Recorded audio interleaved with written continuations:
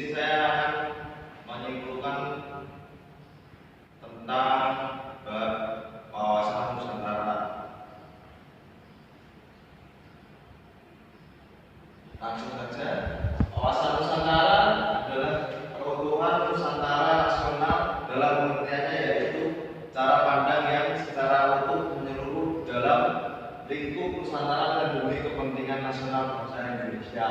Memiliki berbagai budaya yang tersebar di seluruh wilayah. Berbagai perbedaan kebudayaan adalah keanekaragaman budaya yang menjadi identitas dari bangsa Indonesia.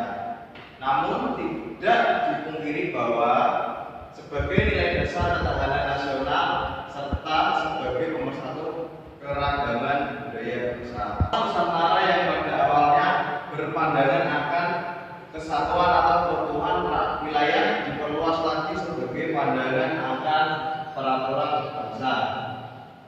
Bangsa Indonesia tidak ingin lagi terpecah-pecah dalam banyak bangsa. Untuk mewujudkan persatuan bangsa itu dibutuhkan penguatan semangat kebangsaan secara terus-menerus.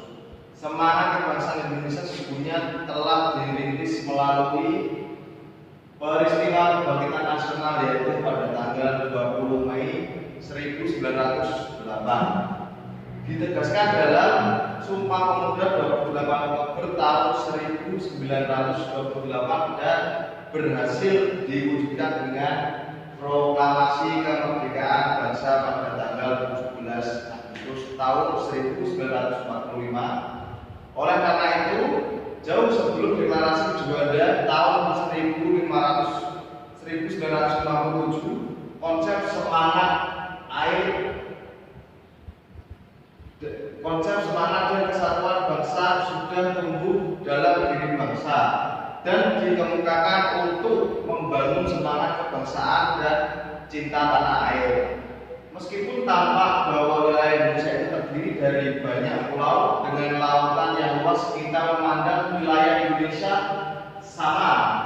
Itu merupakan suatu kesatuan berbagai wilayah.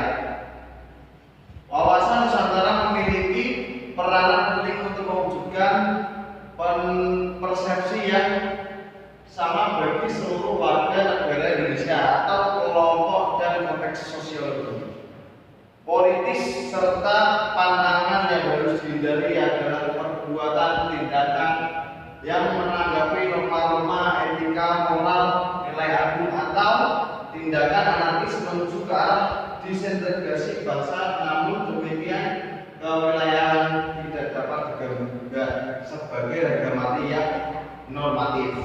Sebagai pandangan bangsa Indonesia yang dibangun atas pandangan geopolitik bangsa terhadap tempat tinggalnya secara keseluruhan.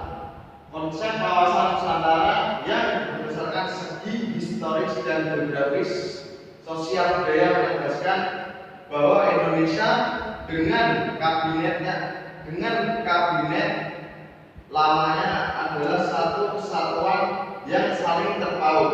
Sebagai landasan visional, wawasan Nusantara berperan penting dalam mewujudkan tujuan bangsa dalam pembangunan nasional.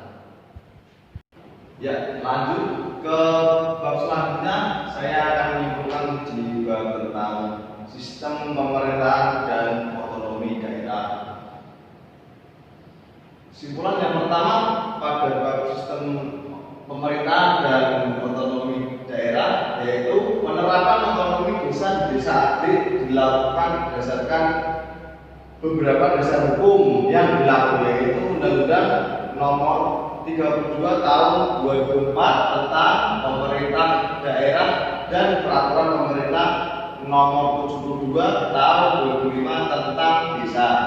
Dalam politiknya, dalam prakteknya, penerapan otonomi desa memuat 3 agenda, yaitu pertama, kewenangan desa; kedua, perencanaan pembangunan desa yang merupakan sebuah perencanaan sendiri atau sering disebut dengan self planning, yang mengcover urusan-urusan pembangunan dan pemerintahan yang menjadi kewenangan dan tanggung jawab desa. Dan ketiga yaitu keuangan desa.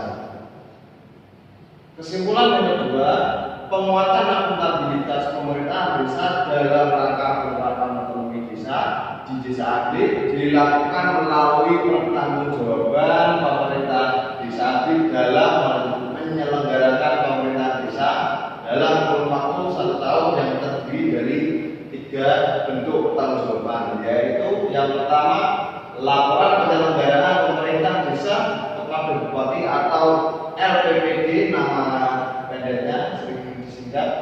Yang kedua, laporan pertanggungjawaban kepala desa kepada BPD. Dan yang ketiga, informasi laporan penyelenggaraan pemerintahan desa kepada masyarakat. Penguatan pemberdayaan masyarakat desa dalam rangka penerapan otonomi desa di desa Agrik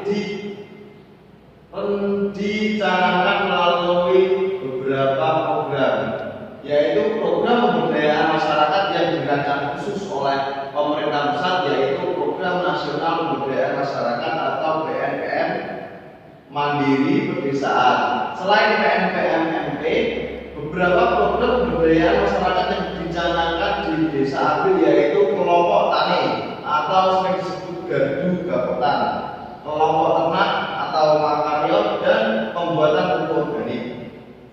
3. Kendala yang dihadapi dalam penguatan akuntabilitas pemerintahan desa di desa Agrik diantaranya yaitu masih kurang tanggapannya masyarakat atas informasi laporan penyelenggaraan pemerintahan desa yang disampaikan.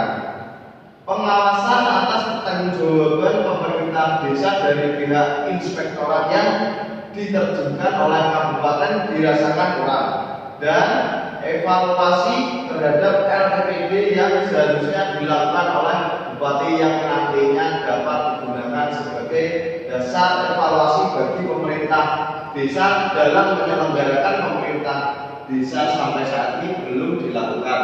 Sedangkan kendala dalam menguatkan pemberdayaan masyarakat desa di desa Agrik diantaranya yaitu pertama, masih banyak anggota dari program pemberdayaan masyarakat gardu copotan yang tidak mengembalikan uang simpan pinjam secara tepat waktu, sehingga mengakibatkan uang tidak dapat berputar supaya dapat dipinjam oleh anggota lain. Kedua, masalah harga jual. Harga jual sapi yang anjlok mengakibatkan pengembalian sapi dari para anggota program pemberdayaan masyarakat makariot, dan kemudian membuat program ini berhenti begitu saja. Ketidaktransparan juga terjadi pada program ini. Pembukuan tentang pemasukan dan pengeluaran dana program ini tidak ada sama sekali. Ketiga, kurangnya sosialisasi kepada masyarakat tentang nilai lebih pupuk organik menjadi kendala utama dalam pembuatan pupuk organik. Masih awalnya penggunaan pupuk organik oleh para petani di desa Agrik mengakibatkan program ini sampai saat ini berhenti begitu saja. Ya, sekian presentasi dari saya tentang kesimpulan dari